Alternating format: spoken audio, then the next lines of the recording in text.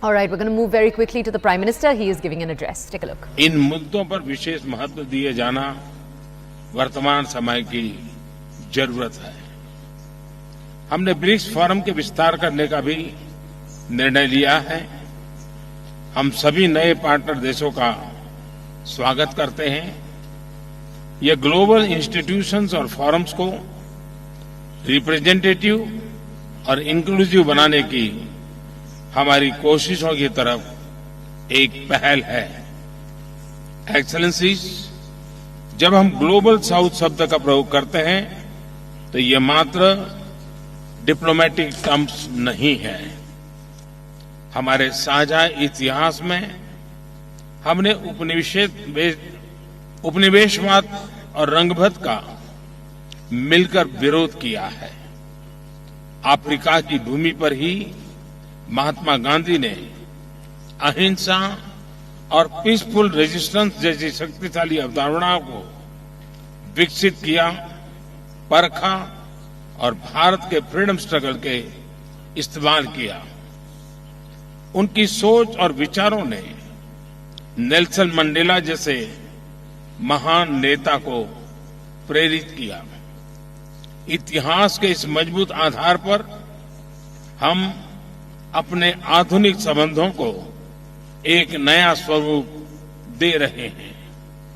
Excellency, Bharat ने Africa के साथ संबंधों को उच्च प्राथमिकता दी है।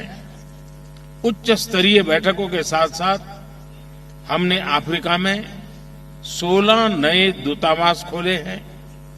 आज भारत अफ्रीका का चौथा सबसे बड़ा ट्रेड पार्टनर है और 5वां सबसे बड़ा निवेशक देश है।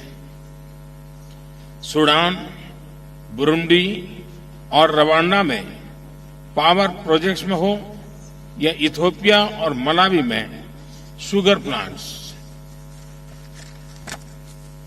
मोजाम्बिक, कोत दीवार और एस्वातिनी में टेक्नोलॉजी पार्क्स हो या तंजानिया और युगांडा में भारतीय विश्वविद्यालयों द्वारा बनाए गए कैंपस, भारत ने अफ्रीका के देशों की कैपेसिटी बिल्डिंग और इंफ्रास्ट्रक्चर डेवलपमेंट को हमेशा प्राथमिकता दी है।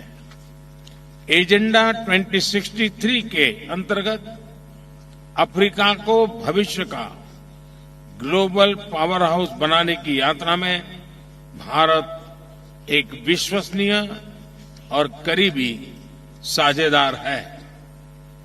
अफ्रीका में डिजिटल डिवाइड कम करने के लिए हमने टेली एजुकेशन और टेली मेडिसिन में 15,000 से भी अधिक स्कॉलरशिप प्रदान की है। हमने नाइजीरिया, इथियोपिया और तंजानिया में डिफेंस एकेडमीज और कॉलेजेस का निर्माण किया है।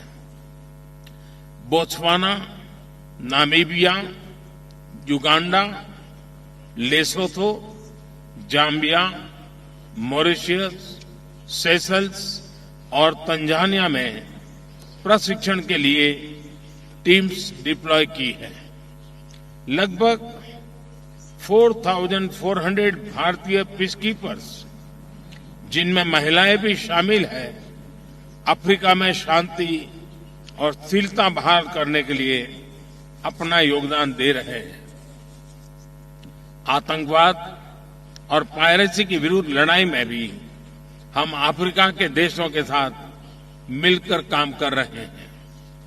कोविड महामारी के मुश्किल समय में हमने अनेक देशों को खाद्य पदार्थों और वैक्सीन की आपूर्ति की। अब हम अफ्रीकी देशों के साथ मिलकर कोविड और अन्य वैक्सीन की ज्वाइंट मैन्युफैक्चरिंग पर भी काम कर रहे हैं। मोजाम्बिक और मालावी में साइक्लोन हो या मेडागास्कर में फ्लड्स, भारत फर्स्ट रिस्पॉन्डर के रूप में सदैव अफ्रीका के साथ कंधे से कंधा मिलाकर खड़ा रहा है। एक्सेलेंसी, लैटिन अमेरिका से लेकर सेंट्रल एशिया तक, पश्चिम एशिया से लेकर साउथ ईस्ट एशिया तक, इंडो पैसिफिक से लेकर इंडो अटलांटिक तक भारत सभी देशों को एक परिवार के रूप में देखता है। वसुधैव कुटुंबकम यानी whole world is a family हजारों वर्षों से हमारी जीवन शैली का आधार है। यह हमारी G20 अध्यक्षता का भी मूल मंत्र है।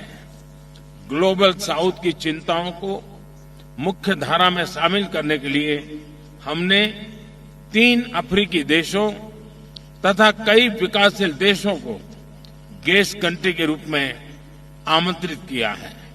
भारत ने अफ्रीकन यूनियन को G20 की स्थायी सदस्यता देने का प्रस्ताव भी रखा है। एक्सेलेंसी, मेरा मानना है कि ब्रिक्स और आज उपस्थित सभी मित्र देश मिलकर मल्टीपोलर वर्ल्ड को सशक्त करने में सहयोग कर सकते हैं। ग्लोबल इंस्टीट्यूशन को रिप्रेजेंटेटिव बनाने और रिलेवेंट बनाए रखने के लिए उनके रिफॉर्म्स को प्रगति दे सकते हैं। काउंटर टेररिज्म, पर्यावरण सुरक्षा, climate action, cyber security, food and health security, energy security, resilient supply chain के निर्माण में हमारे समान हित है। सहयोग की अपार संभावनाएं हैं।